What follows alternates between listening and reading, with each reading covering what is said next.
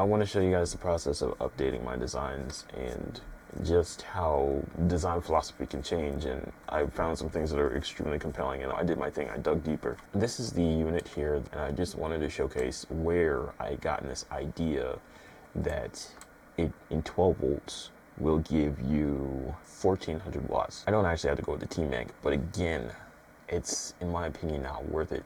That's my whole thing, and I'll bring you my understanding and I'll show you where I got it, so that if my understanding is wrong, you can see. I thought that this thing topped out at 860. Actually it does, but that's with the 60 amp model. So it is a superior product in terms of the amount of amperage you get. I think it's the 80 amp model that I typically look for. I want basically over 1,000 watts of solar input capability for 12 volts. You get more efficient with those higher voltages, but there's a major trade-off when you're not able to have backwards compatibility and actually be able to use your system if it doesn't connect to anything else that's on a similar voltage, and you end up paying a lot more money for systems that are able to step down or step up or convert, or that have those conversions already built in. It's just a lot. If you stick with 12 volt or a 12 volt system, it's not so much about this device being 12 volts, but the system that it's running on. It's just a really expensive unit. That's $600 for this 250 by 100 model. The 250 by 85, it might be enough, but I'll tell you right now, I got something on my sleeve that still kind of makes this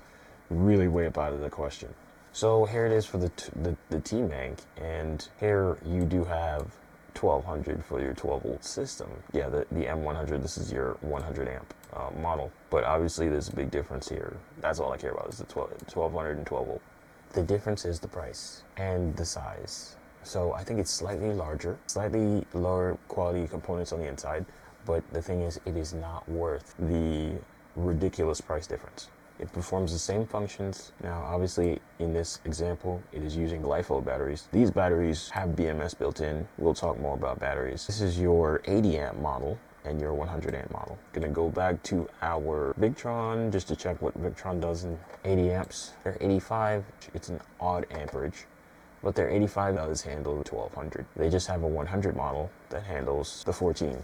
I really wanted over 1,000 because I wanted 500 on the roof and 500 added external solar. This MPPT comes in at a whopping $190. You're paying less than $200 for 100 amps. It probably wouldn't be able to plug into your Servo GX. You can get them in this particular model up to 100 amps. Those are some of the drawbacks, but they do come in a larger model, higher amperage, but it is a larger physical unit. And hold that thought anyway, because we're probably not going to want to go there.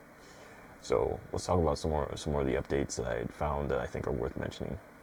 I found out the film that some others were using for their van builds is actually really good because it's so low profile. I might not actually have to use the PVC board if I went with this film. It's literally like foil. So I just put down my rubber with my adhesive. I might not do this, like I said, because I don't like the softness. It's the reason why I was thinking about using the PVC board. But just depending, this might be my vapor barrier. It all depends on how it flows together. And then I might not have to use this and go ahead and put down my teak. The wool bits, that's the stuff that I would use to put into the crevices in the walls where you will not find it suitable for you to put in Reflectix insulation. I'm really leaning off of Insulate just because it's added expense, and I really want to be budget and see how far the budget goes. And you can always get back into this stuff and put into Insulate if you so desire. I'll go ahead and I'll put in a disclaimer that everything in this corner are things that they don't have, like a cheap version or an expensive version. They're kind of just things that everything else has, like a cheap or a budget option and more expensive or luxury option. There is a theme. Everything on the right is what people would typically go with, and everything on the left of the column is what I would go with or what I would suggest. Okay, so let's get into this. Here in the corner, we're talking about alternators. The typical, the ultimate bougie side of van life is to go with a swap,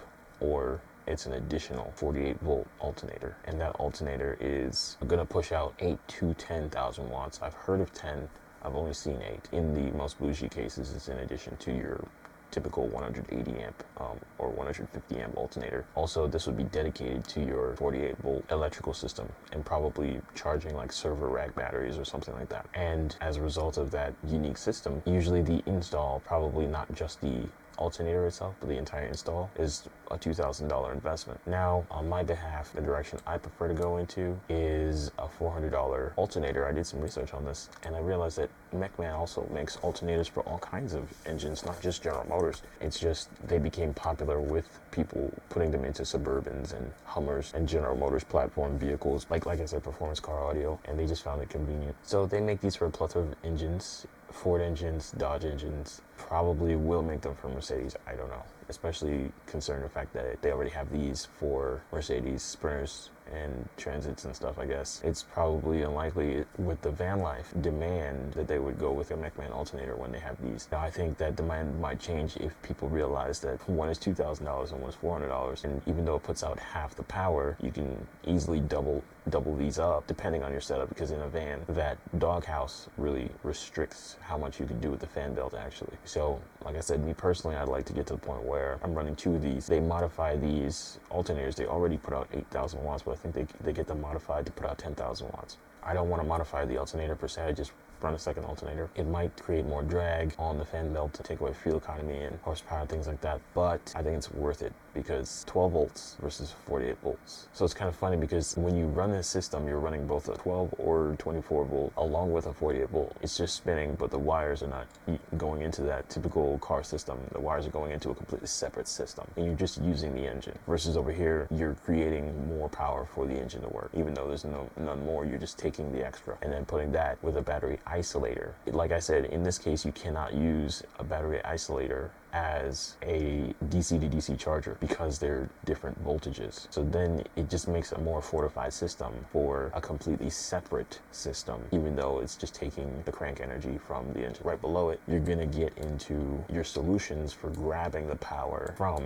your alternators. And I was slightly mistaken, not fully mistaken, earlier when I said that, you know, Victron only gives you 360 watts. They have another model that tops out at 50 amps because they have these weird amperages, 700 watts at 12 volts. But again, if it is only 12 volts, there's no need to spend $300, especially only for 700 watts. I would much rather, and here's the other thing too, I don't know what type of system they're using. I mean, you could double this up, spend $600, and then you're only getting 1,400 watts or 1.4 kilowatts, not 8, right? So when you do have these systems, I don't know exactly what type of DC to DC chargers they actually have. Now, I've seen a few in my time, and there are some that have much higher output wattage than the Victron DC to DC setup, right? A smart bucket boost or whatever, right? But it doesn't really matter because those systems are absurdly expensive as well. And the better obvious choice, in my opinion, this is a 5 kilowatt energy mover. It's 12 volts and $70. When you compare the two, you're talking about $2,000 plus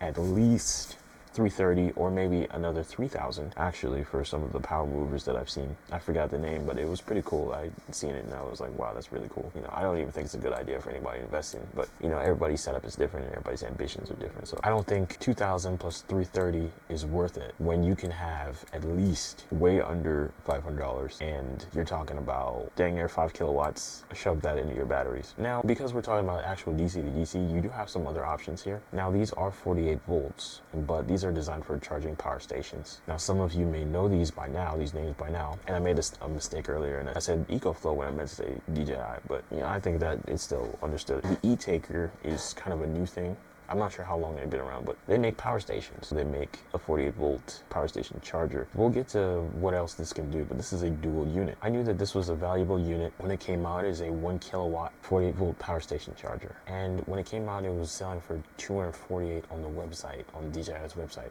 And I think they undermined the value of this system. They didn't really notice what they made. And as of lately, you would think the price would go down, but no, it went up. And you know, I was thinking about doing something like that for my AC70, and I realized that you know, I gotta look for something else. So I ran into the e-taker. There are cheaper power stations, but they don't really put out a lot of wattage. I almost thought the e-taker was a 1 kilowatt unit because it's advertised as a 1 kilowatt unit, and it technically is.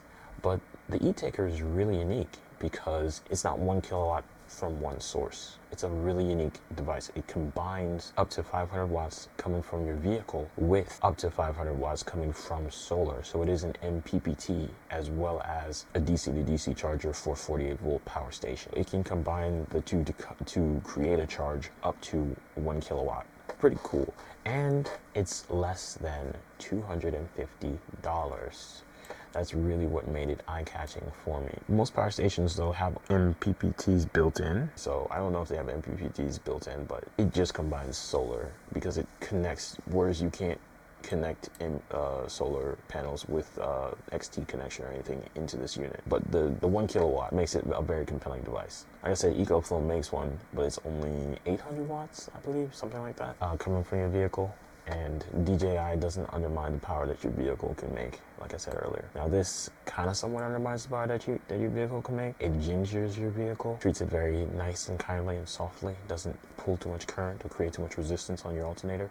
But it compensates for that by adding the solar input. So it's really sweet, really awesome, and it's very cheap. Again, if you're doing 48 volts, because power stations are in 48 volt. Now what I said earlier was that it converts it into everything necessary to power your power station, which is true.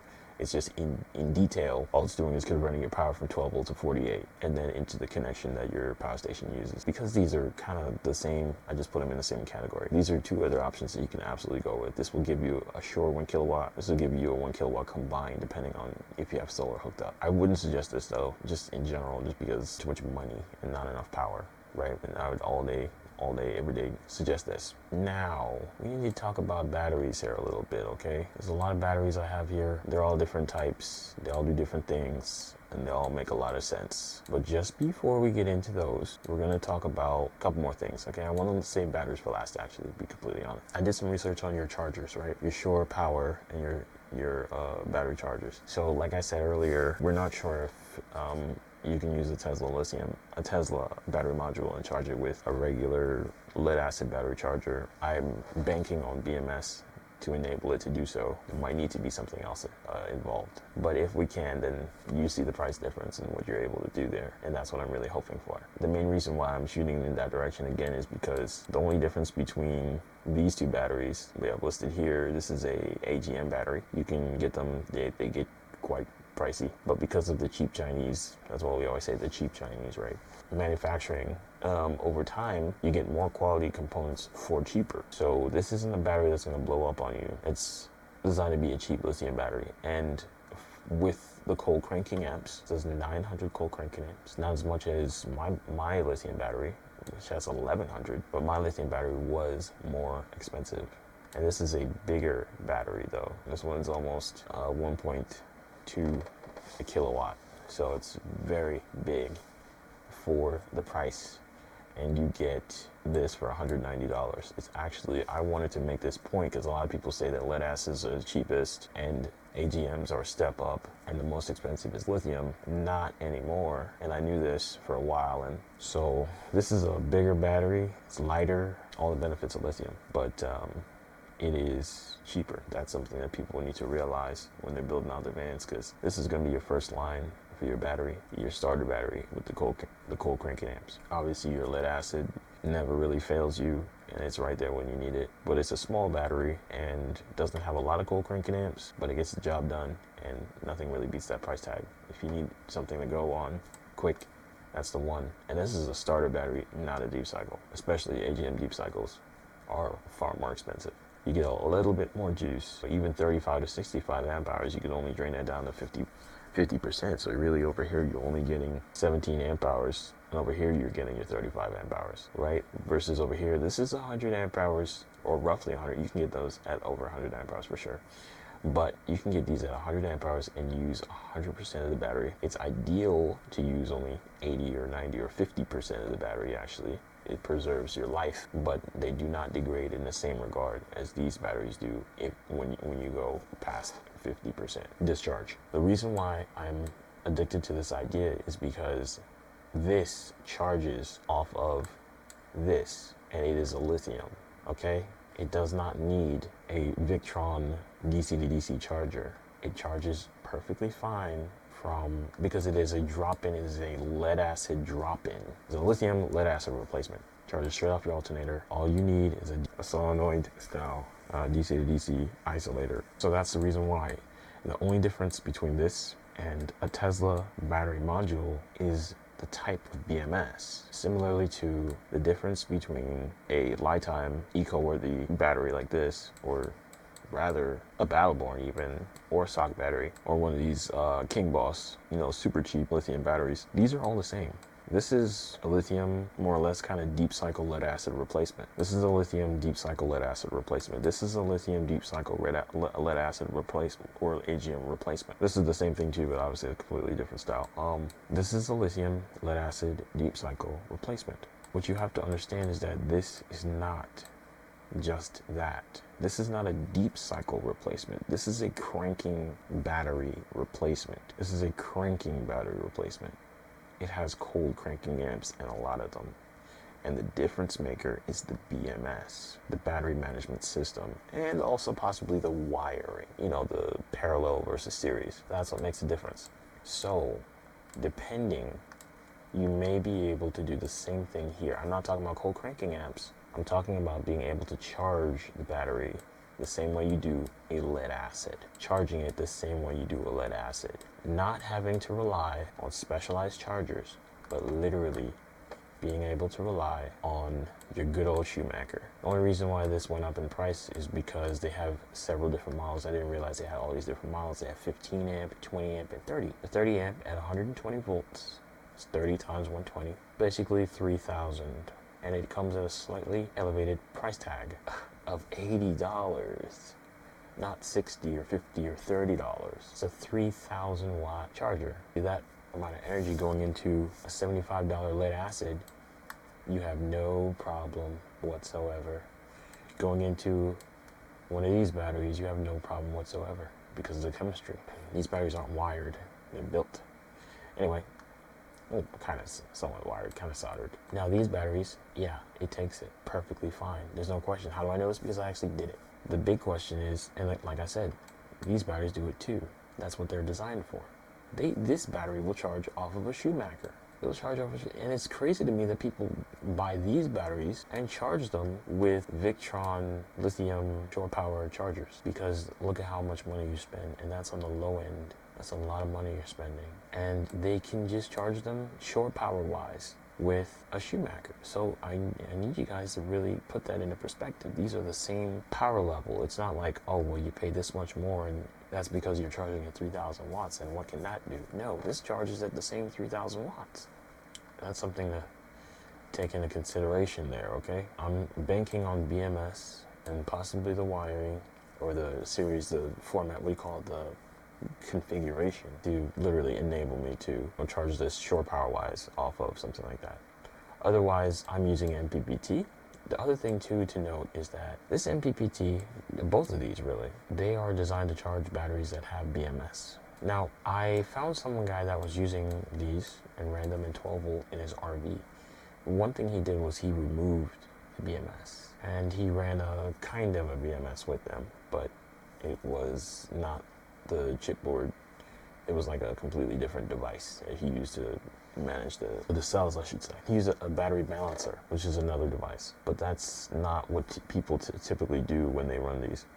They run battery balancing chipboards, and he decided to remove his, and I thought that was weird. And as much people as I've seen, recycle hybrid car batteries and things like that, they really stress using a quality BMS. So for him to go that atypical route and then turn around and complain about its inability to be useful in all these different scenarios didn't make a lot of sense. And I'm looking forward to taking on this challenge and doing it.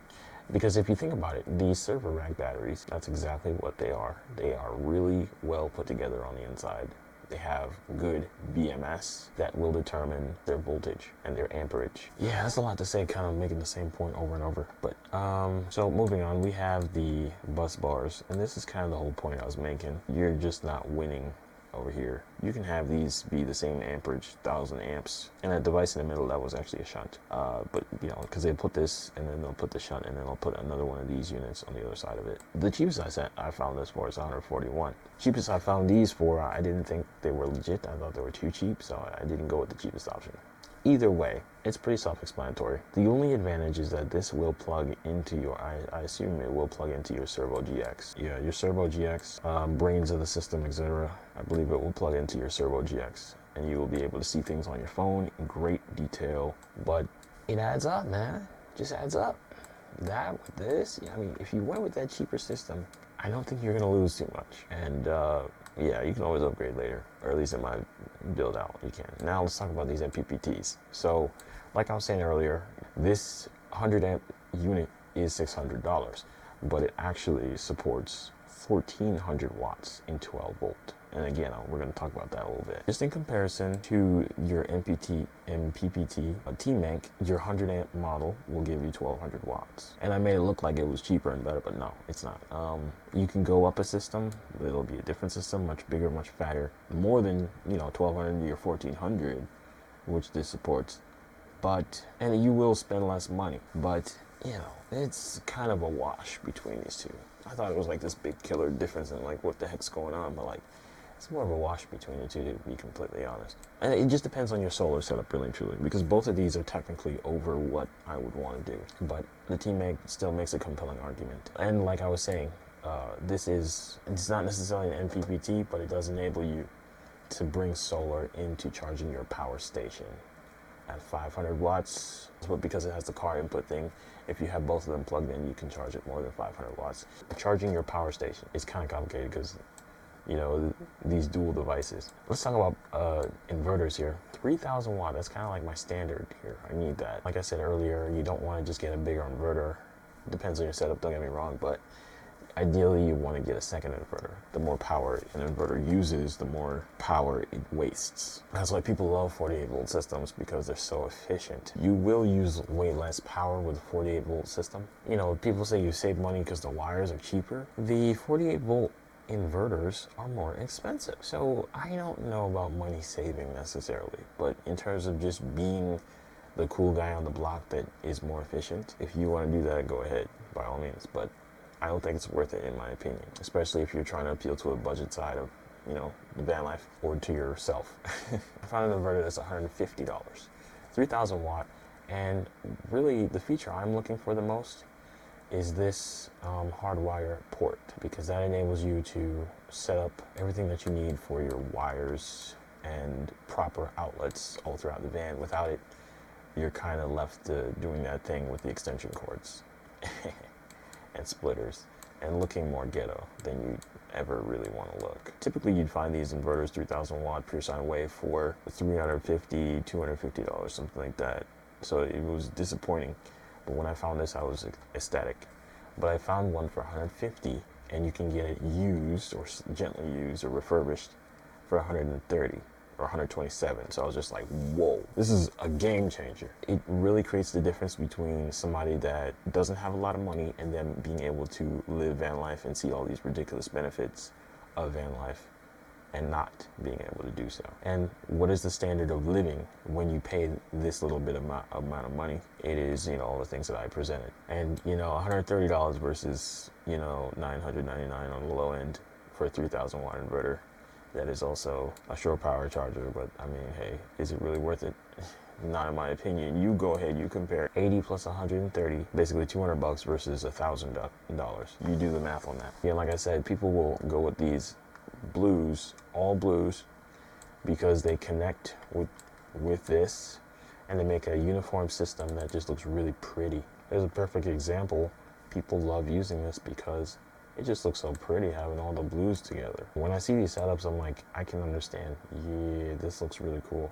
Who wouldn't want it? Just being able to get somewhere versus not being able to get anywhere because you're saving, or you want to live that life instead of, waiting for it, etc., etc. So lastly, we have our batteries. And like I said earlier, we have our lead acid. Quick, it gives you electricity, gets you moving. AGM, the second to the lead acid, people talk about it more. It's been in fashion and style longer than the lithiums have, but they're still kind of just lead acids, man, and offer quite a bit of benefits, but not enough, really and truly, especially for the price that you still have to pay for them. Lithiums, when they came on the scene, I'm not gonna lie, they were very expensive, but bro, I'm not lying, bro. As of very late, maybe the last 2 years, these things have been really showcasing competitive pricing and features, and you find the right spec and you're gonna save a lot of money and have a really well-built system, because taking advantage of lithium with all of the lithium disadvantages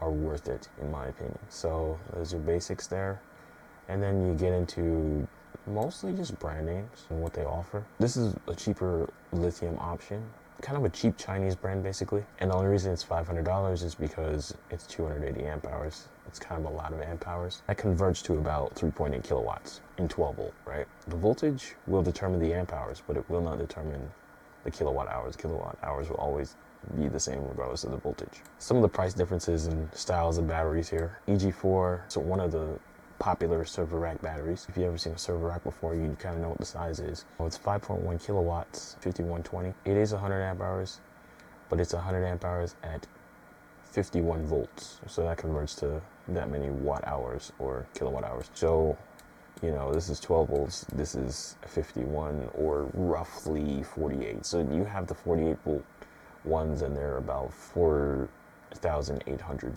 watt hour or 4.1 kilowatt hours. These batteries are very expensive. They have high quality BMS, they have built-in breakers, they have high quality wiring. Everything about them is high quality. They do not explode, they have very good safety, they don't catch fire. You can have them set up with high-end features to work in unison with each other, shut off at a certain time, shut off during certain temperatures, charge at a certain time, that kind of thing. You can have them set up like a server. So like in this situation here, these are server rack batteries. They're all kind of communicating with some sort of hub unit thing. They're probably connected to these hub computers or whatever, and because I don't know what it's for, right? But they're definitely Legos.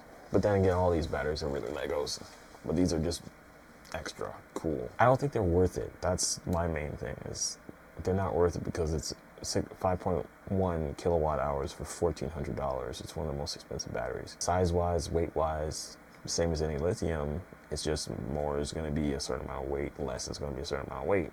Obviously, a Battleborn, their typical model battery is going to be lighter than this, not because of the lithium, but because it has less cells in it. Right? It's a smaller unit. The thing to note here is just the fact that brand names make a difference. SOC makes a pretty good battery. At 1280 watt hours, I just rounded it to 1.3 or 1300, right? 100 amp hours. But because it's SOC, they do it. Now, it's not just because it's SOC. SOC makes high quality batteries, okay? They're not heated batteries, but they are high quality. They do have shutoffs inside. If the temperature gets too high, they do have temperature sensors, you know, certain things, but they're not heated. Heated batteries really do drive up your cost. Also, they're not smart. They don't have Bluetooth. They might be smart. They might have Bluetooth. I'm not sure, because it's not like much to add or anything. This is Battleborn Smart Battery. Battleborn does have a $700 battery that is also 100 amps, 12 volts. I think the reason why they're so expensive is because they're actually using lithium ion, like 18650 cells, instead of using lithium iron phosphate. But I think I'd seen a breakdown of one of these, and they have the exact same lithium iron phosphate configuration as a SOC battery, and that was very disappointing because they are so stinking expensive. And I see so many people using these batteries, and it does not make a lot of sense. It's very embarrassing. Why would you spend that much money? The only advantage to this battery is it is a smart battery. You can link the battery itself to your phone and check on its status, but there isn't much information to look at. So it's like, why would you even do that? And again, this is not a cold cranking amp battery. You can't use this in your car. It has no dual functionality. It's not both a lead deep cycle and a starter battery. Unlike this Mighty Max battery, which performs roughly the exact same function, except this has cold cranking amps. So that's a very scary thing to think, that you're paying less than $200. They make this weird model that's 95 watt hours, amp hours instead of 100, but it is what it is. 900 cold cranking amps. This is one of the cheaper start-stop, cold cranking amp battery replacements, okay? I'll admit that. It doesn't have Bluetooth, it doesn't have heat, but it does have temperature sensors and automatic shut off. This battery actually has 2 buttons on it. It hits a small Arduino on the inside, a small Raspberry Pi on the inside, has a display somewhere on it, and it can tell you the voltage of the battery on the battery. There's another button that might have a really insane feature, and that is a secondary battery inside of this battery, which is probably why it's 95 and not 100. I'm just assuming at this point because I've seen that feature on a anti-gravity lithium battery, and those batteries have that feature where you hit a button and it jumps the battery. It connects. There's a circuit, breaker thing. It connects the battery with the other battery on the inside and gives you a little bit of extra power so you can jump your car from the battery that jumps itself, right? And that's just really nice. But again, like I said, it's not a smart battery, and it's smart in that sense, but not to the extent of it being able to Bluetooth connect to your phone. And you wouldn't want to with what this is advertised for. This is for the purpose of, just keeping in your hood and not having to worry about it. It's not something you want to check on, or at least most of these off-brand models, the ones that are kind of middling, around $200, $250, $230, something like that, $190. So the thing is, you can get one of these slightly cheaper.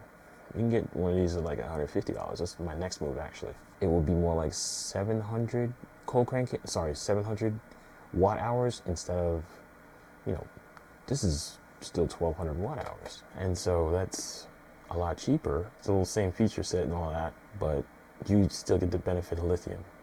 And it's pretty insane. Kind of scary, the pricing. And you just don't get any of that in the Battleborn. But in the Battleborn, you do get, this is a heated battery. Okay? And again, I don't think it's worth the heated battery because all they did, and they really do you dirty. They call it a heated battery. It comes with a heating pad and you have to install it. That's not fun. That's not cute. You can go and install the heating pad yourself for like, I don't know, $15 on Amazon with a thermostat and everything. And it's like, that's not okay. Like, you're not even making the battery internally heated. You have to install the heating externally yourself. Well, I don't know if it's external or internal, but I saw the heater and it was like a flimsy little thing with a little wire and a little pad, and I was like, that's not okay. That's so not okay. Anyway, the cheapest version of a lithium battery that is a drop-in lead acid replacement you can get right now on Amazon is going to be one of these little King Boss LiPo batteries, right? Relative same size, but same energy storage capacity as your SOC battery, as your Battleborn, but just a fraction the cost of both of them. Okay, and this is a game changer because it gives you all the benefits of lithium. But again, the difference between this battery and the cheaper version of a drop-in stop-start battery is it does not have the BMS. It has BMS, but the BMS is not for cold cranking amps. Okay, you guys should be able to follow the theme here. It's not for cold cranking amps, so it makes it absurdly cheap. So I've seen van build plans where people have these like 3D drawings of the battery stacked up. Every time I see one of these things stacked up, I just think 1,000, 2,000, 3,000, 4,000. And it freaks me out. And I'm just like, you have $4,000 worth of batteries and it's not a very big system. And then they turn around and they say, yeah, I want a lithium system, but man, the cost. Oh man. And I'm just thinking about all these other options that are just like not that expensive. And I'm just like, what are you talking about? And they're like, look up a lithium battery right now. And they look at something like this and they've never seen it before. And they're like, no, that's not what I'm talking about. Yeah, one of these. And I'm like, yeah, that's not the only one, man. You got more options than you realize. Anyway, this is a game changer, and it caused me to change what I'm going to do with my van when I get it. Like I said, this is the most compelling to me because you have to add the most to it. You have to add proper BMS that runs in 12 volt instead of 24 like how it's designed to. You have to add a case because it's kind of exposed, You have to run it with the risk of it catching on fire if it's discharged or charged incorrectly or whatever, But there's all these fail-safes, that you have to do manually. But in the end, because I'm okay with working with things mechanically, and working with things electrically, it doesn't intimidate me. I want to get more into it. I want to learn, even by way of failure. I think it's worth it for myself and anyone like me to go ahead and invest, because you can get this battery less than $500 and 6.4 kilowatts, and it's a very slim, low profile package that it comes in. Just maximum power, very freaky, the amount of juice that you can have when you go with the Tesla Model S battery module for the money. You can see the potential for energy storage here. Not just energy storage, but energy use, and the entire system fully. You want to go with a 2,000 watt inverter, 48 volt system. I don't know what you will use for your DC to DC, but at least you'll spend at least $330 on that. You want to use an AGM battery for your starter, and you want to use a Battle battery or a server rack battery for your energy storage. That is very typical right there. You will see those a lot. Some people don't even get an AGM. They'll just keep it lead acid. Don't get me wrong, a lot of budget builds tend to go with no alternator alteration, and then they'll go with a DC to DC, which is your 700 watt, and a lot of people don't get the 700 watt, they get the 360. I've seen people double the 360 before they get a 700. And then they will get these lifetime batteries for their energy storage, their main energy storage. Or they'll get sock batteries. That's your mid-range guys. Your high-end guys tend to start with your sock batteries and move up to either Battleborn or all the way with the EG4 or whatever brand puts out a server rack battery. Hardly any mention of people going on the extremely cheap end. And then, obviously, people want their shore power with a Victron shore power system. They want distributors or bus bars that are Victron, and they want Victron charge controllers for the solar. Obviously, they don't go with the bigger ones. They go with more like a much smaller one that again mimics the aesthetic of the DC to DC charger. And or they'll go with some of the older models. A lot of the older van builds, like the 2015, 2016, 2017 style van builds, they didn't feature these a lot. They featured more like T-Mank, the older versions of the T-Mank. A lot of those were on like high-end builds. They will also go with, obviously, the Multi-Plus is that one unit, so they get it for the shore power, they get it for their inverter as well. My system, I will show you my system and what I decided to do as of doing this research. And I'll just go ahead and spoil it. I'm not using any of the 48 volt battery chargers. I just suggested them for you guys because they're an incredible price and capability range. So now we can go back to our slides and I can tell you some of the alterations that I made, but I had to tell you about the electrical stuff first. This is my updated electrical setup and plan. So sticking with my alternator decision, but I'm gonna go with maybe 150 amp hour or maybe this 95 amp hour battery because it's actually cheaper than the $300 one that I currently have in my Honda Odyssey. Like I said, I found this for even cheaper than $70 battery isolator. But the difference is I'm actually going to go with an additional $140. Oh, I had forgotten about the Boss one, and that's the cheapest one that I found. Is that all these random Chinese brand names? They created these things in ChatGPT anyway.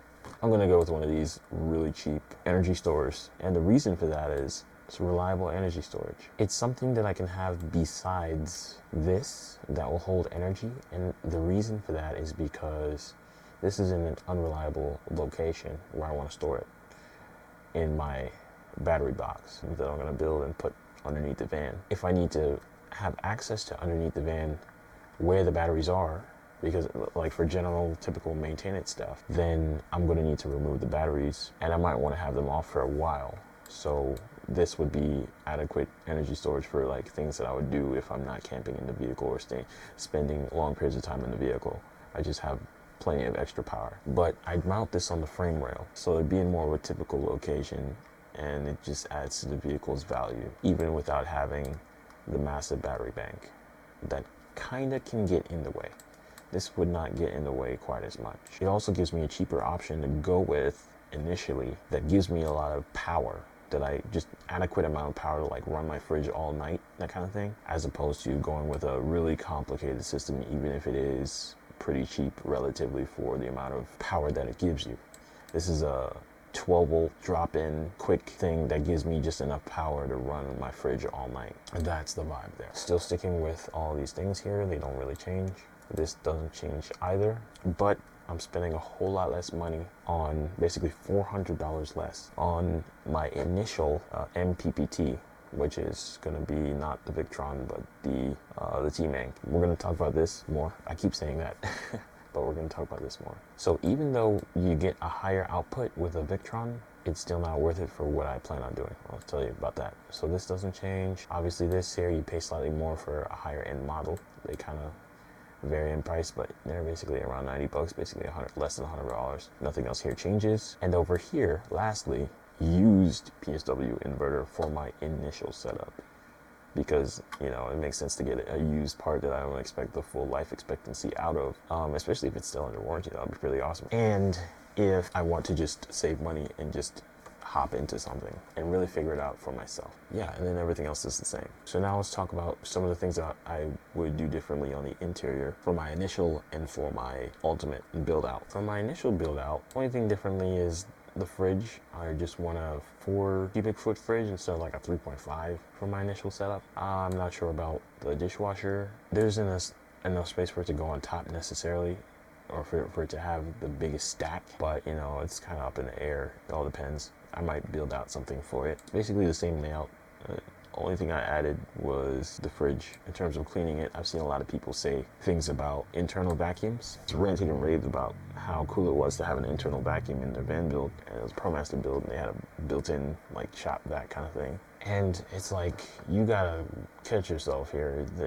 A lot of these ideas are not that thrilling or that exciting, especially if the job is already being taken care of with a Shark pet vac, right?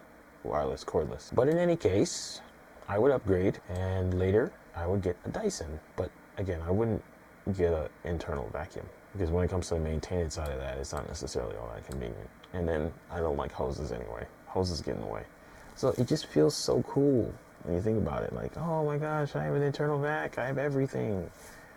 But in the long run, it's not really that practical or actually any better. So anyway, moving on. The last thing that I started doing a little bit of research on was the washing machine. And I was thinking, really and truly, this washing machine is 5 pounds capacity. It can wash your jeans, like I said, but you're probably only washing one jean at a time, one jean pants at a time. And yeah, that's not the most practical. And like I said, you have this cavernous kind of space. It's not necessarily cavernous. It's more like over here, actually, because like I said, it's kind of all in one. And this is not a good representation of that area, because it's supposed to be behind the passenger seats. I mean, behind the driver's seats. But it is still kind of a space that can be used or put something there. So what I decided to put there was a washing machine. Now, I had not fully understood if there was a miniature washing machine, and there is indeed a mini washing machine. This is a 17-pound model. It's about this height in the van. It would be, I would try to get a 13-pound one that comes up to about 28 inches tall. So it's a pretty small unit, but 13 pounds is a lot more than 5. And that's basically some of the interior modifications that I would have. And like I said, I don't like going to laundromats. I like kind of having my own privacy when I'm washing my clothes. Call me insane. But again, like I said, budget, being able to do something versus not. And then again, budget, when you say budget, what type of lifestyle? What are you sacrificing? How much of a sacrifice is it going to be? You know, living on the street, that is. Lastly, we have some things to talk about here. And this will cap it off in the video. And from here, it will, like I said, strictly be about making the van, and you're only going to see updates relating to me actually making progress on that, and not just talking about it or talking about things on paper. So like I was saying earlier, you got to put the modules into this case and put them under the van, and just like I said, judging off the size of the tire, I feel like you could put 4 up under there, at least 4 up under there, right, comfortably. And that's kind of super inconvenient to reach if I had to, and especially if I was going to do maintenance on the vehicle. And we'll go back to another slide that better represents that. Here's my initial battery, right up under there. It's hard to see in the corner, but it is what it is. That's the idea, is you want to fit a bunch of batteries under there so that I can have my, let's say those are 6.4s, it's 12, 24, maybe 25 kilowatt hours. And like I said, in the other thing, you put another 4 in there, another 12, that's 30. It's 30 kilowatt hours, something like that. 30 or 40 kilowatt hours. Well, actually, when you measure up all the 0.4s and all that, the total came out to be around 48 or 50 kilowatt hours, a lot of kilowatt hours. So that's fun. That's fun for me. But again, needing to get some more of these batteries for your frame rail. And what I realized is something was driving up the cost here, because I was thinking about using lithium, lead acid drop-in replacements that had cold cranking amps, and that's not necessary. All I need to do is get those little King Boss batteries and do the same thing, because they're just for energy storage. All they need to do is put energy into the crank battery where it can fill up. You see what I'm saying? It can fill up. Also, these are ready to be used with the inverter. So it gives me best of both worlds, and because they're King Boss and not, you know, Battleborn or Server Racks or Lifetime or anything else, or SOC, I can get them for way cheap. Basically talking about 150 bucks a battery. Really scary stuff, right? So we'll go back to our exterior and we'll talk about that. Like I said, with the high roof, it's fiberglass, and you can't really get a crown because the crowns are designed for installation on roofs that are metal. So I don't know, but hopefully by the time I get there and I'm looking at a high roof, I can really talk to a bunch of people and get them to make something cool for Express guys. And the demand is low for the Express guys, but I think the demand can increase, especially if they saw the potential in the van. But again, maybe I have to be the forerunner in this regard, okay? And I'm okay with that. Also, I'm not really sure about these mirrors, but maybe there's somebody I could find that can help me modify and fabricate something for the Express so that we get some of those really cool consumer options. All right, so lastly, I updated this slightly, and we have 2 awnings. Now, I was not able to find a visual representation of what I'm trying to talk about in this regard here, but like I said, I'm not an awning guy, right? But, you know, something got into me, and I did it. I looked it up. A solar awning. And yeah, they're out there. So now I have a reason to get an awning. And if I'm going to get an awning, I'm going to get... It provides more function. I needed something more than just shade, because I didn't think it was worth it, all right? This isn't just shade. This is shade that puts energy back in the van. And not only that, I was thinking... it kills 2 of my birds. Because remember what I was saying about catching rainwater? That's what I ideally want to do, but I didn't want to have a system that was going to be super ugly. This would actually be able to catch rainwater. All I have to do is actually just put a little catcher, pin a rain catcher, onto the awning. And now, because there's something pinned on one end, it makes it lower. It doesn't have to be super heavy or, you know, risking tearing the thing or anything like that. But the rain catcher will catch rainwater. There you go. That kind of almost solves one of the issues there. I don't know. It's something to definitely experiment about. But the main thing is just that I found some awnings. I was worried about the length of the awning. First awning that I found was 16 feet long. And it's funny because these vans are, well, the van I want to get is about 22 feet long, 21 or 22 feet long. But obviously you have hood that takes up some of that, windshield that takes up some of that, and then you have the roof. And then the roof comes in. So you have the front of the roof and the back of the roof. When you factor it all in, you don't have 16 feet on the side of your high roof. But I found another one that was only 12 feet, and sure enough, it will fit. Now the 16-foot model, I think it was just over 1,000 watts. I forgot. I gotta go look it up, sorry.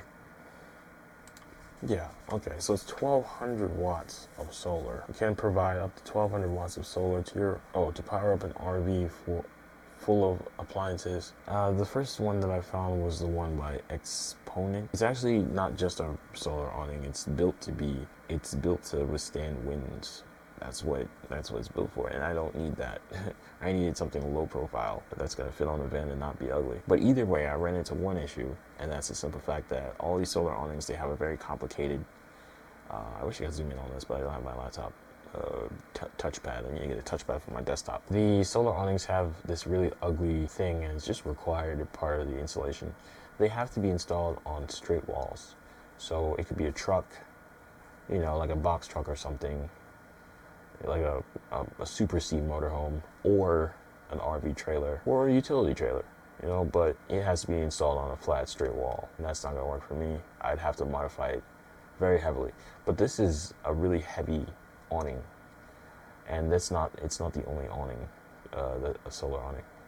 It has a really weird kind of design, a lot of individual panels, as opposed to like, you know, straight panels.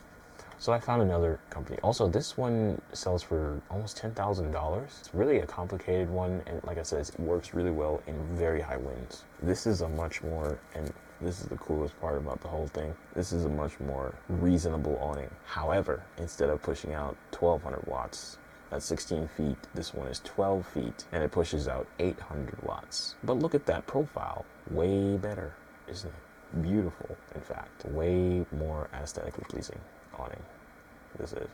But it has those, it's like a film, it's like a solar film, it's just not too ugly. This is not a sponsorship for the company, I just think they make a great product. You know, it would be cool if they reached out to me, but hey, wait till I get my van, guys, wait till I get my van. And like I said, that is a similarity between these solar awnings. They have these long things that reach out. Now, obviously they're not trying to entertain a van market, but I think that's where things are going to go, especially if they knew, you know, a lot of people don't know this thing exists. They kind of gave up on technology.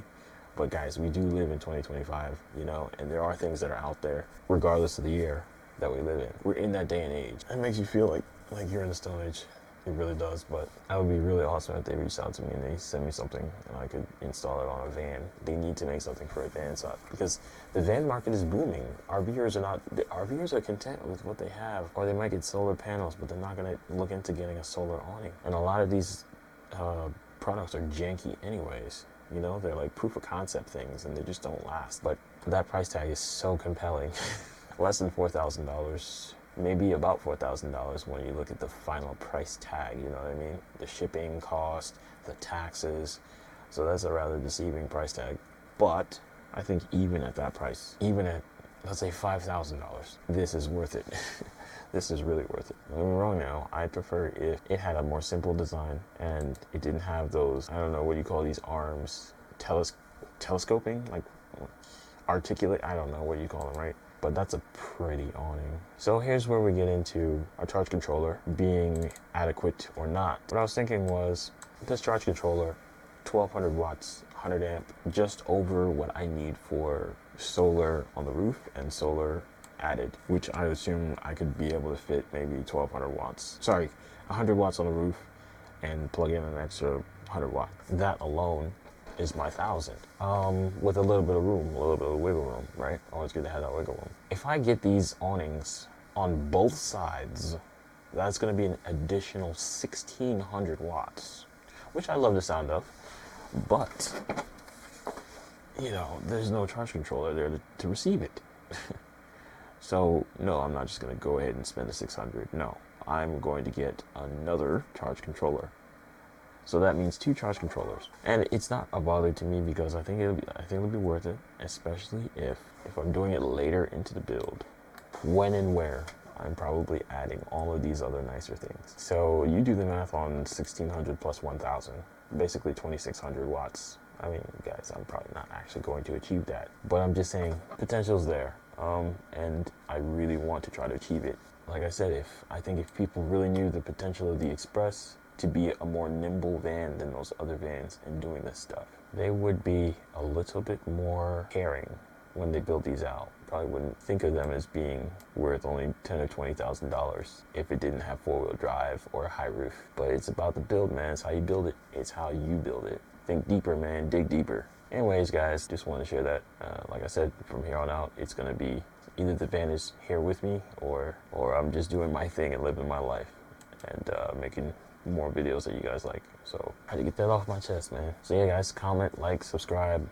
Let's start a conversation about some of these things too, and not just wait till your next favorite YouTuber comes out and says or does something, or your next favorite brand name comes out with a new updated version of whatever. Because a lot of companies, they need the guidance, man. You gotta tell them what to do. A lot of times they get lost, they get tongue-tied on their first product being a success, and then they don't want to innovate anymore. They just want to sell units. You gotta keep them hungry. But anyways, guys, I'm gonna see you guys in the next one, alright? Peace. Be cool.